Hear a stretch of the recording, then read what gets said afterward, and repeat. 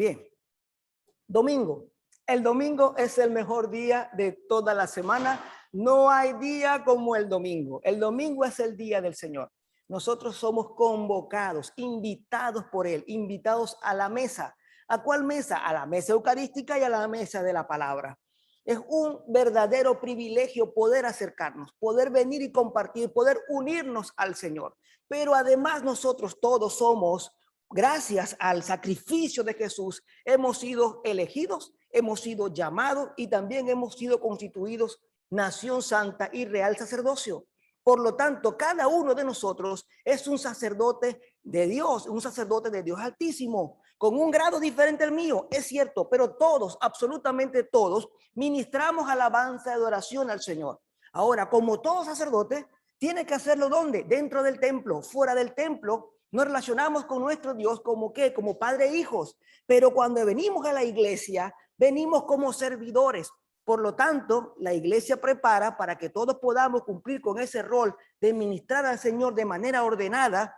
Tiene una liturgia. De esa manera nosotros cuando hacemos las oraciones, cuando cantamos las alabanzas, cuando hacemos el responsorial del salmo o el salmo sea antifonal como el día de hoy, de esa manera o de esa forma, ordenadamente todos cumplimos con ese rol, con esa función, con ese servicio sacerdotal y entre todos juntos podemos entonces ministrar a nuestro Dios. El que entiende eso entiende por qué el domingo es el mejor día de toda la semana y viene pues con alegría en su corazón para servir a Dios. Este día, como les estaba comentando, vamos a continuar con nuestro estudio pequeño, sencillo, de las parábolas. El contenido de este día, por supuesto, la introducción acostumbrada y que hoy les mencioné, que tenía solamente dos cositas de las parábolas anteriores, y vamos a hablar un poco acerca de la relación valor-costo. Valor-costo, eso es algo que nos suena a nosotros, bueno, demasiado común, es un término demasiado común. Por ejemplo, ¿cuánto vale en Venezuela $1? Si nosotros decimos que vamos a intercambiar, si alguien le dice a usted, te voy a intercambiar un bolívar por $1, ¿verdad? Usted seguramente, que es avispado, diría, no voy a cambiar un bolívar por $1. ¿Por qué? Porque la relación valor y costo no está allí pues muy ajustada a la realidad y por lo tanto usted no permitiría jamás, bueno, en el caso de que sea usted que tiene el dólar, ¿verdad? Que le vayan a dar un bolívar por ese dólar. Pues igualmente estas parábolas nos van a hablar acerca de el valor infinito del reino de Dios, de nuestro Señor Jesucristo, de la salvación y cómo nosotros podemos, al compararlo pues con los asuntos comunes y propios de esta vida, pues igualmente no tienen relación alguna. Es mucho más valioso, infinitamente más valioso el Señor y su reino, ¿verdad? Mucho más que cualquier otra cosa. Y finalmente hacemos la oración que acostumbramos. Vamos con la introducción entonces. Vamos a continuar con este pequeño estudio de las parábolas. Llevamos dos, la parábola del sembrador y la del hijo pródigo. Vamos a recordar 4 cosas que debemos tener presente al estudiar las parábolas. 1, la parábola tiene una enseñanza que es muy importante asociada a una historia. Lo importante no es la historia, es la enseñanza que es ilustrada con esa historia. 3, ella muestra siempre algo del carácter de Dios y de su reino y por lo general también muestra unas características nuestras que nos permiten a nosotros entonces compararnos lo que somos nosotros con respecto al carácter y a la manera de Dios de pensar y de hacer. Y finalmente las parábolas muestran la necesidad que de Dios absolutamente todos nosotros tenemos. Hemos estudiado entonces 2 parábolas. 1, la parábola del sembrador. Muestra el deseo de Dios de sembrar su palabra en el corazón de todos los seres humanos para que esta, es decir, la palabra, germinando y creciendo, pueda producir abundante fruto para salvación. La siembra de la palabra de Dios en nuestros corazones no es para que hagamos dinero, no es para que nosotros tengamos un buen vivir en el sentido natural o estricto social. No, la palabra de Dios es sembrada en nuestros corazones para que podamos fructificar para salvación. Sin embargo, esta semilla esparcida cae en corazones estériles que rechazan la palabra de Dios, cae en corazones pedregosos que no soportan la lucha que en su interior se inicia y prefieren seguir en sus viejos hábitos. Recuerde que no puedo entrar en cada uno de estos porque ya esto ya lo hablamos. Y finalmente cae en terrenos o corazones que están contaminados. ¿Contaminados por qué? Por los afanes de este mundo y por los deseos de qué cosa? De falsas riquezas que ahogan la palabra, teniendo todas estas personas el mismo fin. Es decir, no importa que sea alguno de estos tres tipos de tierra, que su corazón esté representado en alguna de estas tres formas o características de tierra, van a tener el mismo fin común, que es la perdición eterna. Eso es lo que enseñan las parábolas. Unas entonces caen en mala tierra, pero otras caen en corazones dóciles, donde hayan lugar ideal para germinar y crecer, tanto hacia abajo, es decir, echando raíces sobre la roca que es Cristo, como hacia arriba, que son las demostraciones al mundo, las manifestaciones en obras, ¿verdad? De esa fe genuina, de esa transformación genuina que el Señor ha hecho en nosotros. Es decir, cuando entonces fructificamos en buenas obras, en aquellas buenas obras que Dios tiene preparada para que nosotros andemos en ellas. Vamos ahora a la siguiente lámina, al siguiente punto, que sería entonces valor-costo.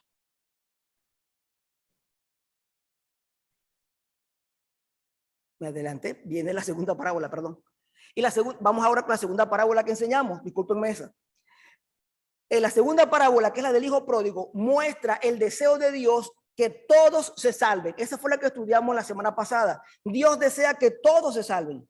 Y la alegría enorme que siente cuando algún pecador arrepentido vuelve a él. Hicimos un contraste, mostramos algo que es sumamente importante. El hecho que Dios desee que todos se salven no significa que todos se van a salvar. El universalismo, que es una herejía, dice que todo el mundo se salva, no importa lo que haga, no importa cómo viva, no importa lo que sea, al final Dios le abrirá la puerta del cielo y todo el mundo entrará gozoso. Eso no es verdad. La Biblia, la palabra de Dios, la tradición de la iglesia nunca ha enseñado eso.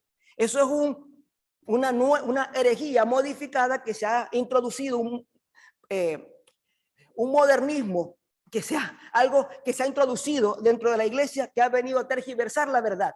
Y nosotros debemos ser precavidos y no permitir creer ese tipo de cosas. Hay que venir arrepentidos a él para que entonces nosotros podamos ser salvos. Sea este pecador como el hijo menor que, deseando vivir según sus reglas, sin supervisión, sin rendir cuentas a nadie, más que a sí mismo, se va de casa seguro de lograr sus sueños y sus deseos. Termina malgastando todo, arruinando su vida. O sea, que sea como el otro hijo, como el hijo mayor, que bajo la apariencia de la obediencia, solo cumple las reglas por deber y no por querer. Razón por la cual su corazón está igualmente lejos del corazón de su padre. O sea, vive lleno de amargura y resentido, ya que vive obligado por las circunstancias y la necesidad a vivir sujetos a su padre. Ese es rapidito como aquel que obedece para poder obtener los beneficios, porque tiene miedo y no porque ama a Dios, no porque ama al Padre. Si él pudiera estar seguro de que Dios no le mirara por algún tiempo, él seguramente pues viviría como su hermano menor de su cuenta. Pero como respeta, tiene temor de las consecuencias de que su padre lo vigila, es mejor entonces vivir haciendo caso. Pero vive aparentando, porque su corazón está lejos de la realidad, mejor dicho, alejado del Padre. Así llegamos entonces a la parábola del día de hoy, donde se muestra el valor incomparable del reino de Dios, de Cristo, de la salvación, del conocimiento de Dios y de la comunión con Él. Esa es la enseñanza central de estas dos parábolas, esas dos cortas parábolas. Nos van a mostrar el valor incomparable del reino de Dios, de Cristo, de la salvación, del conocimiento de Dios y de la comunión con Él. Dios en esta parábola nos va a mostrar que hay un tesoro en el mundo que puede hacer ricos a todos, que puede dar inmensa alegría a todos, que puede brindar real satisfacción a todo aquel que lo encuentre, absolutamente a todos. Ese es un tesoro que, aunque la gente lo va encontrando y muchos lo vamos encontrando, nunca se hace menos. Nunca se hace menos.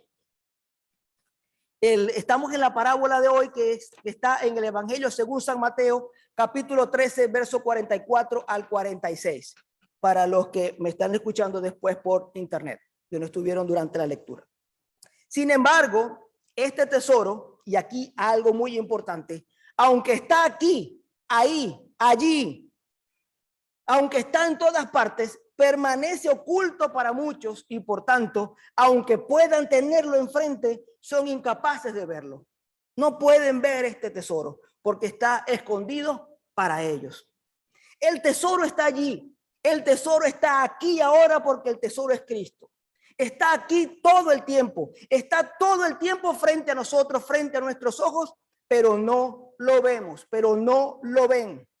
En eso, quien no lo ve no es muy diferente a Poncio Pilato. ¿Se acuerdan de Pilato, verdad? Pilato tenía a Jesús enfrente. Pilato tenía frente a él al camino, a la verdad y a la vida. La tenía ante sus ojos, pero no la veía. Pilato, cuando ha debido caer voluntariamente de rodillas y adorar a Jesús, no pudo ver más allá del velo de carne que Dios en Cristo tenía puesto. Y entonces vino a ser Pilato una de las preguntas más tristes y necias y vergonzosas por torpe que alguna persona haya podido hacer jamás. Usted sabe que usted ha estado seguramente en un salón de clase y de repente el profesor explica y todo el mundo le parece que es demasiado sencillo y el profesor pregunta, ¿alguna pregunta? Y usted dice, no, aunque no entendió, porque le da pena, ¿verdad? De repente a preguntar algo que para todo el mundo es obvio y entonces quedar uno como mal, ¿verdad? Entonces hay quien prefiere, pues. Hay otros que dicen, no, yo no le paro porque quiero aprender. Excelente. Pero hay mucha gente que se cohíbe, que el profesor a veces tiene que decir, o entendieron todo o no entendieron nada. ¿Por qué? Porque nadie pregunta. Ustedes tienen temor a preguntar y quedar mal, como tontos, por preguntar algo que es obvio. Así quedó Pilato. Así quedó Pilato. El más tonto o el más torpe. No hay otro más torpe que Pilato. ¿Qué preguntó Pilato? ¿Qué le preguntó a Jesús? ¿Qué es la verdad? Bárbaro. Tienes la verdad enfrente. La tienes ahí, la tienes allí enfrente. Y vas a preguntar cuál es la verdad. ¿Qué es la verdad? ¿Qué es la verdad? ¿Y saben qué recibió por respuesta? Absoluto silencio. Jesús no dijo yo. Jesús no dijo yo soy la verdad. La tienes enfrente. No lo dijo. Ya él había mostrado suficientemente durante esos 3 años de ministerio que él es el camino, la verdad y la vida, que él es Dios y que la salvación viene a través de ¿qué? De él y solamente de él. Que el único camino para llegar a Dios, al Padre, es a través de Jesús, que fuera de él no hay nada. Hizo constantes milagros que no son otra cosa que signos y señales que apuntan a una verdad que estaba en las Escrituras como una característica de aquel que vendría en nombre de Dios, el Hijo de Dios que vendría. Y sin embargo, aunque estaban todas las señales allí, no creían. Hoy no es diferente. Hoy no es diferente. Dios sigue hablando. Dios sigue estando en la iglesia. Dios sigue predicando a través de hombres como yo, humildemente, no porque seamos grandes o especiales, sino por pura gracia. Que muestran, que enseñan la palabra de Dios, que anuncian las verdades del reino, pero la mayoría de la gente no oye, no atiende, no escucha. No, pero la mayoría sí lo atiende. Es que es tan sencillo mirar estas parábolas de hoy, como vamos a ver un poquito más adelante, nos sirven también, son bonitas por un lado, pero por el otro lado son bien duras, porque nos retan, porque nos muestran, porque nos ponen un espejo frente a nosotros. Así hay muchos hoy, necios, torpes, rebeldes, amadores de sí mismos, que han sido expuestos a la verdad, pero su deseo de placer, de gozo carnal, de vanagloria, de riquezas, lo enceguecen. Que por amar más las tinieblas y todo lo que ellas representan, no vienen a la luz, no quieren ver, prefieren vivir a oscuras, donde lo que perciben es falso, pero ajustado siempre a su gusto o a su imaginación. Usted sabe que lo que no se puede ver no se puede estudiar. Lo que no se puede ver no se puede conocer. No se puede conocer. ¿Por qué? Porque no lo vemos. La ciencia necesita luz, alumbrar para ver y estudiar. Los planetas que nosotros vemos, que se pintan, que se dibujan, se determinan. ¿Por qué? Porque van dejando, por ejemplo, rastros, viento espacial, que indican que ahí hay un movimiento, de que allá hay algo. Y son elementos de juicio que permiten determinar que ahí hay algo. Pero no lo pueden estudiar porque no lo ven, no lo tienen, no lo pueden precisar. Envían esas ondas pues para llegar y poder ver. Todos quieren fotografías, todos quieren imágenes para poder ver. Sin embargo, si usted llega a una habitación y apaga todas las luces, aunque no ve, al tiempo usted puede pensar, según su criterio, según sus propias ideas, que ahí hay una cosa u otra. Los temerosos empiezan a ver figuras y espíritus y todo lo demás, y otros comienzan a ver otras cosas, según su imaginación les dé. Según su imaginación les dé. Hoy día hay gente que es así, que prefiere no conocer la verdad. Prefiere tener una idea de Dios, de un Dios que no sea verdad, porque ese Dios muy probablemente o seguramente no se va a ajustar a sus propios deseos. Y entonces prefieren tener a un Dios más parecido a San Nicolás, como siempre me han escuchado a mí múltiples veces hablar, que conocer al Dios verdadero. Porque el Dios verdadero exige sacrificio, exige una cuota de sacrificio a cada uno de nosotros.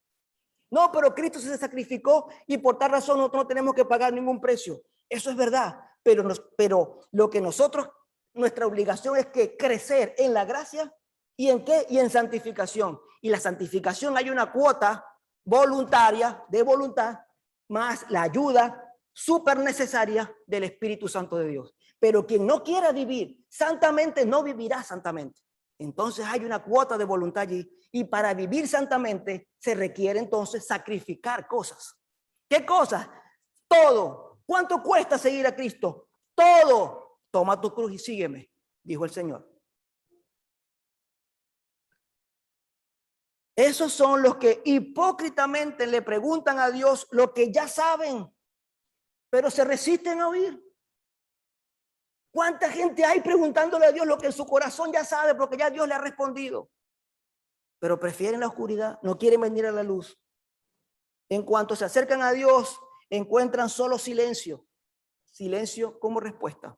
¿Debo vivir así? ¿Me permite, Señor, hacer así? Mire, Señor, es que yo siento esto. Es que yo soy así. El Señor le dice, el único inmutable soy yo, que soy Dios. Todos pueden cambiar. Pero ellos están allí preguntando y no van a oír. No hay respuesta. Dios, ¿por qué no me respondes?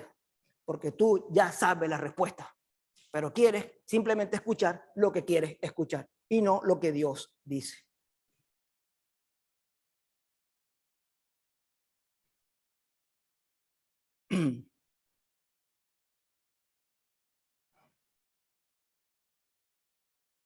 Me gustaría de verdad poder mostrar un poco más la relación que existe entre estas dos primeras parábolas, entre esta parábola y las parábolas anteriores, pero no tengo tiempo. Sin embargo, me quedaré con estas cosas.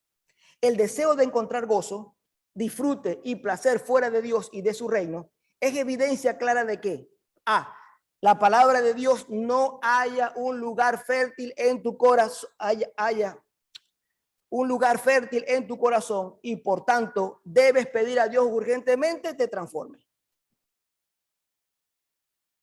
El que busca excusa, el que no quiere seguir, el que no acepta la palabra de Dios, el que se hace el sordo, el loco, lo que tiene que hacer es que acercarse a Dios y pedir que Dios le transforme. No le queda otra. B, está desperdiciando la herencia. Estás desperdiciando la herencia y los talentos que Dios te ha dado y por tanto tu futuro. A menos que vuelvas en ti, porque la parábola del hijo pródigo dice, y él volviendo en sí, es decir, estaba loco, estaba enajenado. Está loco todo aquel que prefiera despilfarrar su vida siguiendo las cosas de este mundo antes de darle la oportunidad, de darse la oportunidad de conocer a Dios. Porque quien conoce a Dios se transforma su escala de valores y eso lo voy a decir ahorita. Se transforma por completo. Entonces estás desperdiciando la herencia y los talentos que Dios te ha dado y por tanto tu futuro. A menos que vuelvas en ti. Y entonces te evites la tristeza, el llanto, el dolor, que es a lo que conduce la rebeldía. No conduce a otro lugar.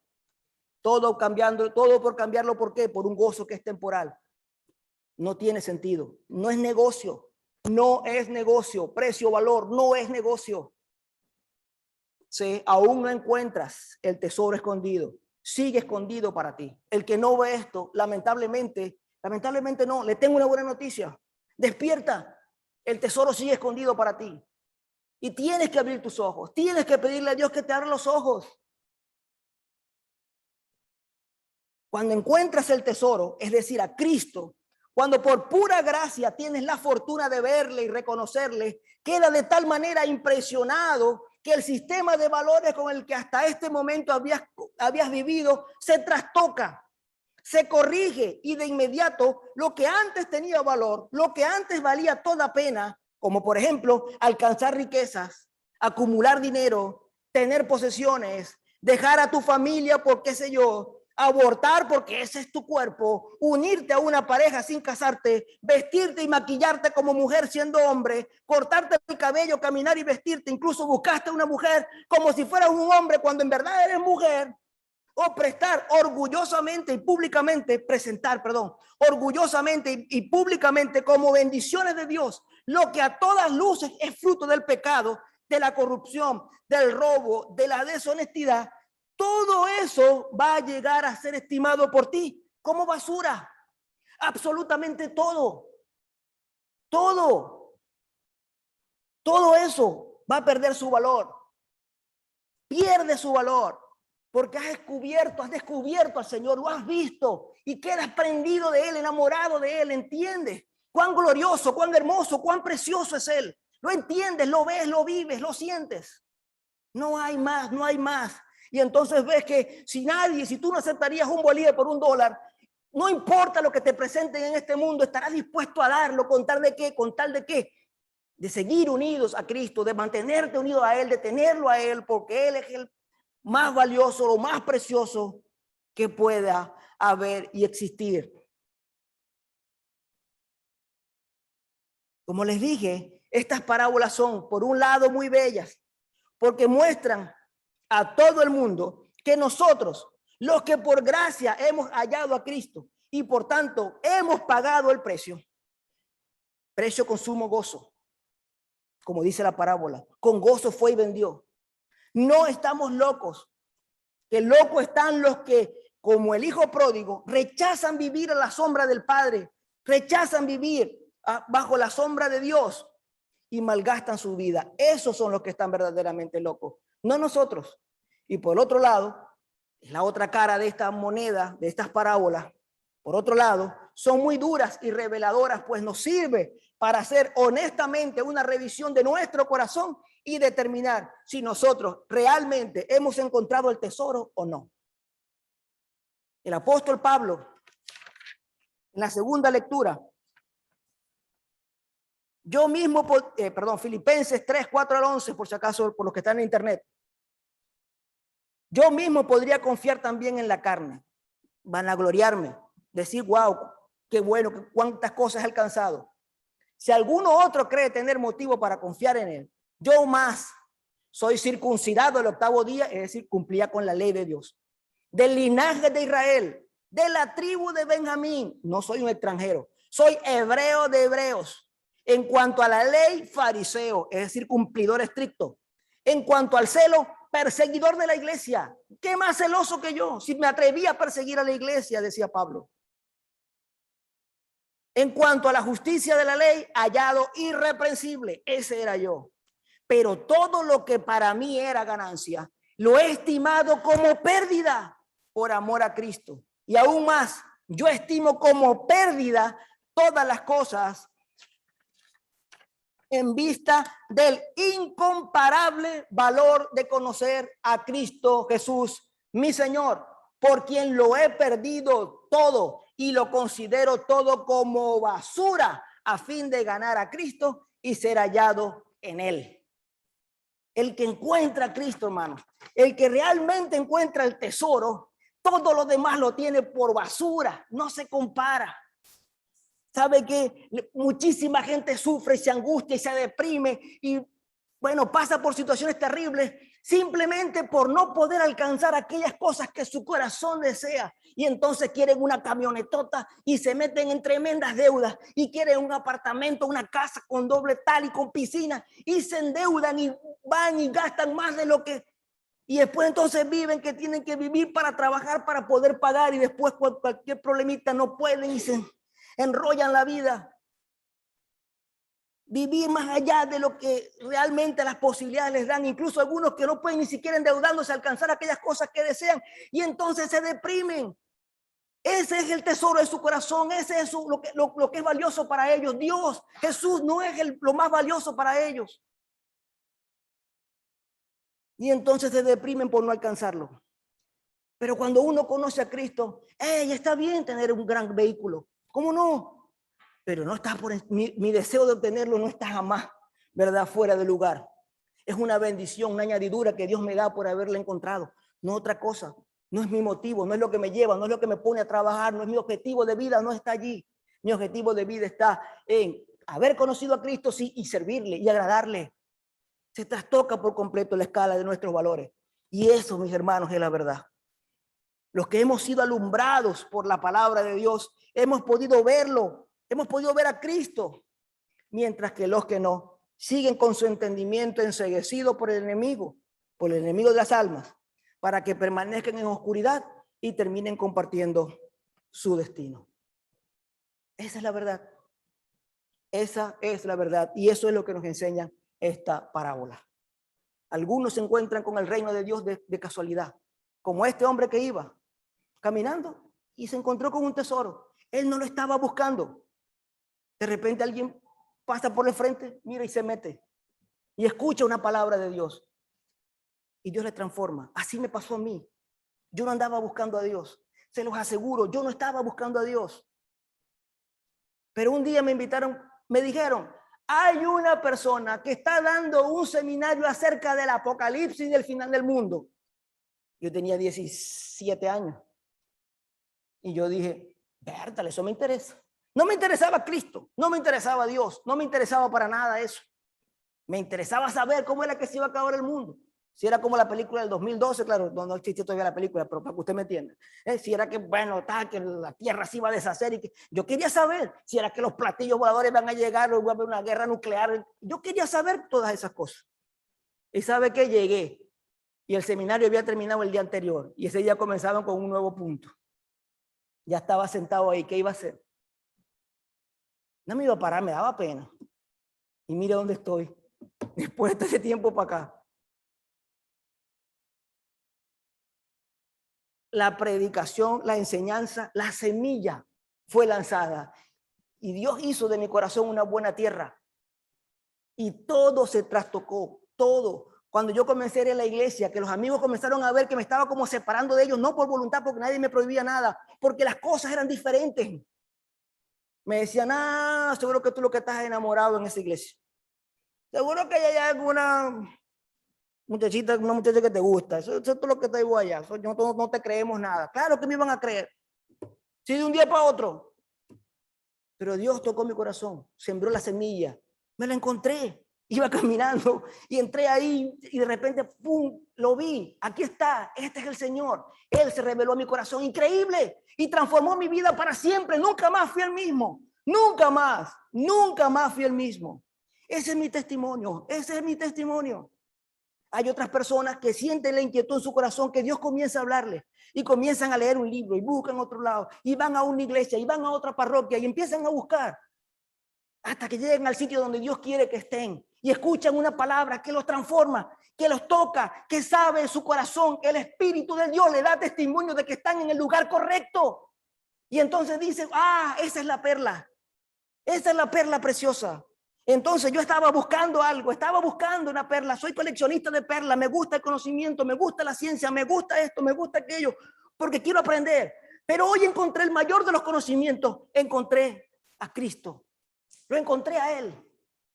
Y entonces esa voz interior que le da la paz, que le dice, aquí soy yo, aquí está, aquí estoy, transforma su vida y nunca más vuelven a hacer lo mismo. Sea entonces que te lo hayas encontrado por casualidad, como yo, o que lo hayas estado buscando. o que lo hayas estado buscando. Si por pura gracia de Dios hoy le puedes ver, vende todo. Entenderás que no vale la pena todas aquellas cosas. Si pierdes a Cristo, no vale la pena. Lo más valioso es Él. Y por tanto nuestra vida siempre girará en torno a Él. Girará siempre en torno a Él. Hasta aquí la homilía de este día. Que Dios te bendiga. Vamos a hacer ahora una oración. Aguanta. No me cortes la grabación, por favor. Incline su cabeza. Vamos a orar. Amado Dios, hemos escuchado tu palabra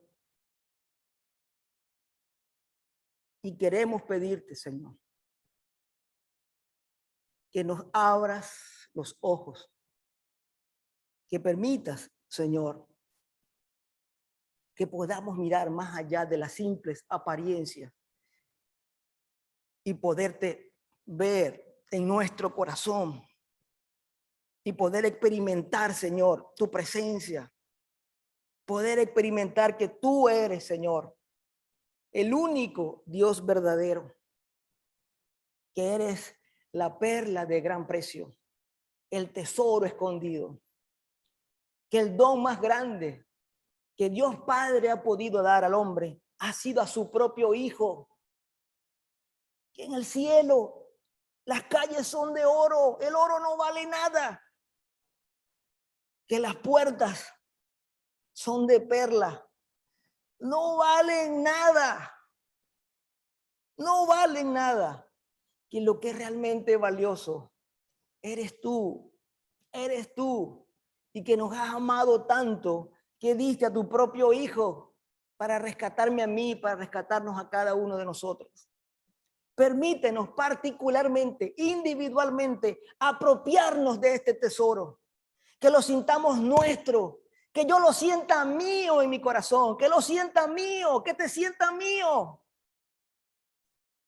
Y dame la fuerza, Señor, dame la fuerza para combatir contra todo aquello que se opone a que yo entregue mi vida por completo a ti, a que te ponga a ti en primer lugar. Ayúdame a sacudir todo ese peso que me asedia, que me estorba, que es lastre y que impide que me eleve, que mi corazón se eleve y se una a ti. Te pido esto, Señor. Te pido esto, Señor, en el nombre de tu Hijo Jesucristo. Amén y amén.